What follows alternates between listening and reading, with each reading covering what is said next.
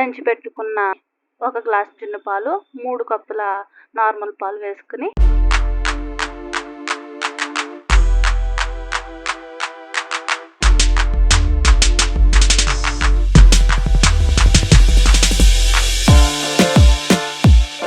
అందులో మన తీపికి తగ్గట్టుగా బెల్లం అడ్జస్ట్ చేసుకుంటూ వేసుకోవాలి. మనం దంచి ఉంచుకున్న ఇలాచి, యాలకులు కూడా వేసి కలుపుకోవాలి. ఇలా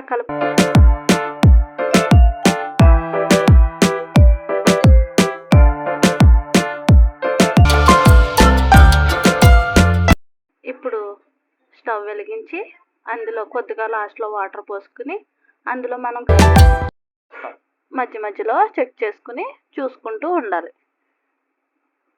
అంతే, యమ్మీ యమ్మీ జున్ను రెడీ. దీన్ని ఒక సర్వింగ్ బౌల్లోకి తీసుకుని సర్వ్ చేసుకుని తినడమే.